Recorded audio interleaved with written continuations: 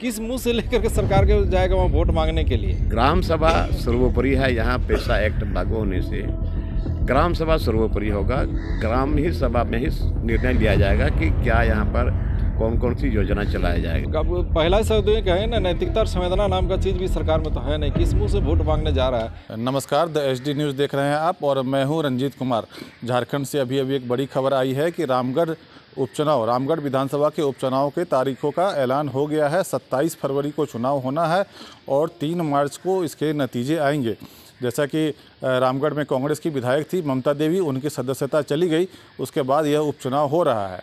रामगढ़ जो है विधानसभा की सीट पर अगर नज़र डालें तो रामगढ़ विधानसभा जो है आजसू का प्रमुख गढ़ माना जाता है। 2005 से ही 2005 में, 9 में, 14 में लगातार आजसू के नेता चंद्र प्रकाश चौधरी वहाँ से चुनाव जीतते रहे हैं और झारखंड सरकार में मंत्री बनते रहे हैं।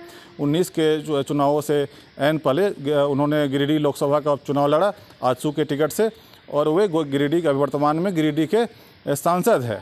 और 19 के विधानसभा चुनाव में ही उनकी जगह उनकी पत्नी ने आजसू के टिकट से विधानसभा का चुनाव लड़ा था, जिसे कांग्रेस प्रत्याशी ममता देवी ने हरा दिया था।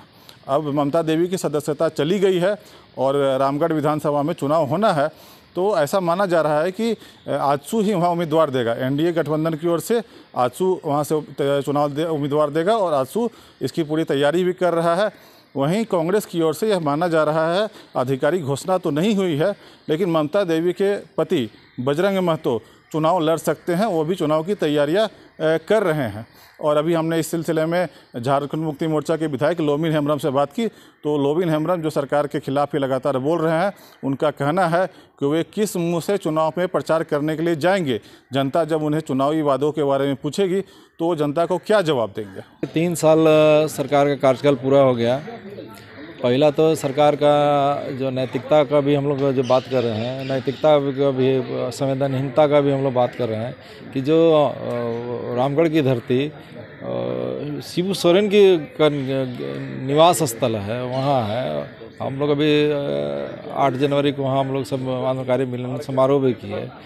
शर्मनाक स्थिति हो गया कि सरकार चलाने वाले व्यक्ति ऐसा संवेदनहीन, ऐसा नैतिकता विहीन लोग हो गया कि आंदोलनकारियों का जिन्होंने त्याग संघर्ष कुर्बानी किया उसके लिए कोई नहीं सोचता है। यहाँ के आदिवासी मूलवासी जनता के भावना के अनुरूप कोई काम उस तरह का नहीं हो रहा। किस मुंह से लेकर के सरकार के जाएगा वहाँ वोट मांगने के लिए? ये खतियानी जोहार यात्रा का जो बात कर रहे हैं, खतियान तो कहीं लागू हुआ नहीं है। अरे लोगों को ठगने वाला बात कम करें। हमको लगता है कि सरकार को बोलने का वहाँ कोई जगह ही नहीं है। सरकार क्या बात बोल करके बात करेगा? यहाँ पर का CNTSPT कानून लागू कर दिए, क्या कर दिए?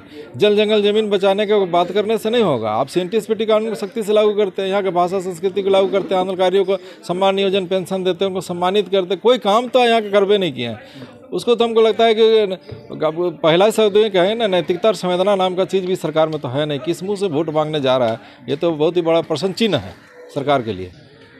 जो सरकार चुनाव के पहले हर मंच पर ये सरकार बोली थी, माननीय मुख्यमंत्री जी बोले थे, और उसका एक भी अनुपालन नहीं हुआ। यहाँ CNT एक्ट रहते यहाँ पर आपका सरना का ज़मीन, मसना का ज़मीन, हड़गड़ी का ज़मीन, बोयारी का ज़मीन, जिसको कोई टच नहीं कर सकता, लेकिन ये सारी ज़मीन पर सरकार के आँख के नीचे, प्रशासन के नाक के नीचे सारा चीज़ यहाँ ज़मीन का धड़ल्ले से कानून को राख में रख करके ज़मीन, आदिवासियों का ज़मीन को लूटा जा रहा है। और पैसा एक्ट आपका छत्तीसगढ़ और झारखंड एक दिन में अलग हुआ था, दोनों स्टेट। और छत्तीसगढ़ में अभी वहाँ पर पैसा एक्ट लागू हो गया और झारखंड में पैसा एक्ट, उसका नियमावली, उसका रेगुलेशन नहीं बना, जिसके चलते यहाँ पर अभी मुखिया का चुनाव हो रहा है। और इस मुखिया के चुनाव में अभी आप देख रहे हैं, कोई आदिवासी लड़की से शादी करता है अदर और वो मुखिया बन जाता है, उन्हें उसकी पत्नी मुखिया हो गई तो वही मालिक हो जाता है, जिला परिषद हो जाता है, जिला परिषद अध्यक्ष बन जाता है। और ग्राम सभा सर्वोपरि है। यहाँ पैसा एक्ट लागू होने से ग्राम सभा सर्वोपरि होगा। ग्राम ही सभा में ही निर्णय लिया जाएगा कि क्या यहाँ पर कौन कौन सी योजना चलाया जाएगा, किया जाएगा। तो ये सब के विरोध में देखिए वक्त बताएगा।